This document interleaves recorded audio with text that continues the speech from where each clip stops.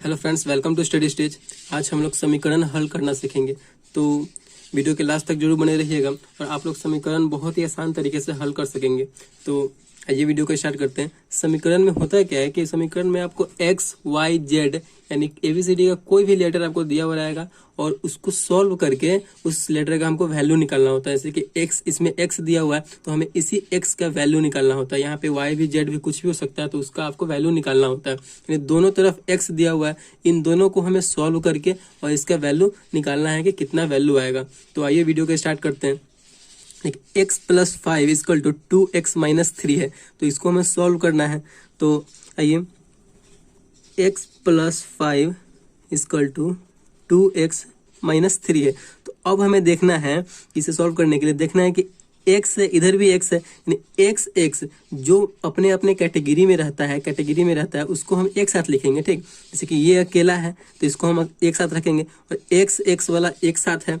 ठीक ना, भाई भाई है x तो उसको हम साथ में रखेंगे। तो x यहाँ पे है, इधर भी 2x है, तो क्या करेंगे हम x और देखिए बराबर के हम x को इधर ला रहे हैं, यानी x के साथ ला रहे हैं, बराबर को x को बराबर के इधर ला रहे हैं। तो हमें क्या करना होगा, यहाँ पे जो x ये 2x है, इसको बराबर के इधर लाने में हमें इसको माइनस करना होगा। देखिए इसका कुछ रूल होता है कि अगर माइनस को आप बराबर के उधर भेज रहे हैं, माइनस को अगर बराबर के उधर भेज रहे हैं तो ये प्लस हो जाता है। अगर प्लस को आप बराबर के उधर भेज रहे हैं तो ये क्या हो जाता है, माइनस हो जाता है। अगर आप भाग को बराबर के उधर भेज रहे हैं तो क्या हो जाता है, ये गुना में बदल जाता है। ठीक, और अगर गुना को आप बराबर के उधर भेज रहे हैं तो ये क्या बदल जाता है, भाग में बदल जाता है। ठीक, आपको थोड़ा इसको माइंड में रखना होगा। तो अब हमें एक से ये क्या है, इसके प्लस में है, यहाँ पे इसका कुछ अंक नहीं, तो प्लस हुआ कि नहीं, तो 2x प्लस में है और बराबर के हम इधर ला रहे हैं, तो बराबर के प्लस को बराबर के इधर चाहे उधर ले जाएंगे तो क्या हो जाएगा, माइनस में बदलेगा। तो यहाँ पे क्या लिखेंगे, इसको माइनस 2x इक्वल टू, अब हमें ये अकेला है, ये भाई भाई दोनों ये भी अकेला है, तो इसको अब हम इधर भेज रहे हैं। तो -3 तो यहाँ पे ऑलरेडी पहले से अपने जगह पे है, अब हम इधर इसको ना चेंज कर रहे हैं, तो ये प्लस में है तो इधर क्या आ जाएगा, -5 हो जाएगा। -5 हो गया। अब देखिए, अब यहाँ पे x माइनस 2 यानी x में से एक x में से -2 को x यानी एक x में से -2 को x घट रहा है क्या, तो उसे घटाएंगे तो क्या हो जाएगा, -x, मतलब एक में से 2 घट रहा है तो -x हुआ। और यहाँ पे -3 और -5 के मिलके क्या हो जाएगा, -8 हो गया। तो माइनस इधर भी है और माइनस इधर भी है, तो माइनस से माइनस कैंसिल हो जाएगा। ठीक, अगर बराबर के उधर भी माइनस हो, बराबर के इधर भी माइनस, तो माइनस से माइनस क्या होता है, कैंसिल हो जाता है। तो अब x इक्वल टू क्या बचा, 8।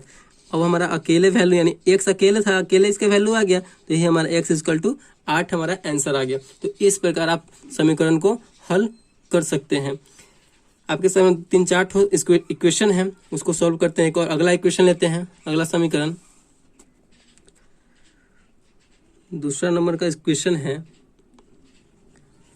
4 × 3x minus 2 equal to 2x plus 5। इस इक्वेशन को हमें सॉल्व करना है। ठीक, तो देखिए इसे सॉल्व करते हैं।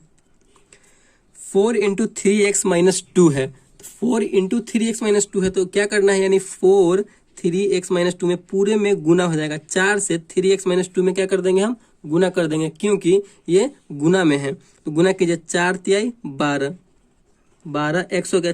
3x में 4 से करेंगे तो 12x माइनस, फिर 4 में 2 से करेंगे माइनस, तो माइनस 4 दूना 8, और फिर इक्वल है तो इक्वल देंगे, फिर 2x प्लस 5 है, जैसा है तैसा यहाँ पे लिख देंगे।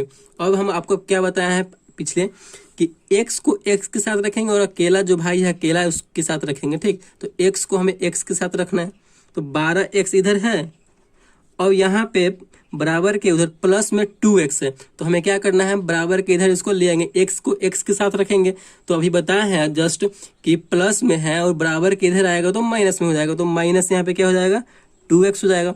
बराबर है तो बराबर देंगे, इक्वल टू, अब 5 तो यहाँ पे पहले से है, अब हम इस 8 को इधर ला रहे हैं बराबर के इधर, तो -8 है। अब माइनस को हम बराबर को उधर ले जाएंगे तो किस चीज में बदल जाएगा, प्लस में, तो यहाँ पे क्या हो जाएगा, +8 हो जाएगा। ठीक, अब देखिए 12x में से 2x गया, 12x में से 2 को x जाएगा तो कै गो x बचेगा, 10 गो x बचा। अब 8 और 5 क्या मिलके हो जाएगा, 13। अब हमें x का वैल्यू निकालने के लिए तो x को अकेला रखना होगा, किसी भी चीज का वैल्यू कब निकालता है, जब वो अकेला होता है। अकेला होता है तभी उसका वैल्यू पता चलता है कि वो क्या है। तो हमें इसे अकेला रखना होगा, एक्स को अकेला रखेंगे। ठीक, 13 तो अपने जगह पे है 13। अब देखिए एक्स के तो गुना में 10 न है, एक्स के गुना में 10 है, और आपको बताया है कि इसको अकेला रखना है तो 10 को हमें इधर उधर करना होगा, तो गुना में है। अगर हम बराबर के उधर भेजते हैं गुना वाले चिन्ह अंक को, तो क्या चीज में बदल जाता है, भाग में बदल जाता है। तो हमें भाग में 10 को लिख देना है। तो इसका आंसर हो गया एक्स इक्वल टू 10, 13/10 इसका आंसर हो गया। ठीक, इस प्रकार आप इक्वेशन सॉल्व कर सकते हैं। एक और इक्वेशन लेते हैं, एक और इक्वेशन ले लेते हैं। तीसरा नंबर इक्वेशन है 3x - 6 = 9। इसे सॉल्व करना बहुत ही सिंपल सा इक्वेशन है, बहुत ही इजी इक्वेशन है।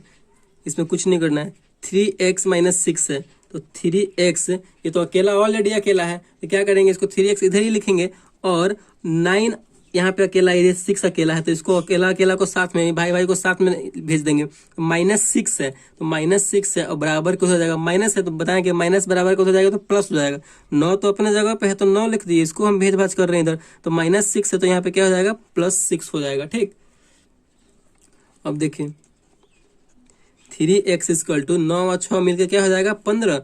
अब देखिए x को अकेला निकालना है वैल्यू, x का वैल्यू कब निकलेगा, जब वो अकेला रहेगा।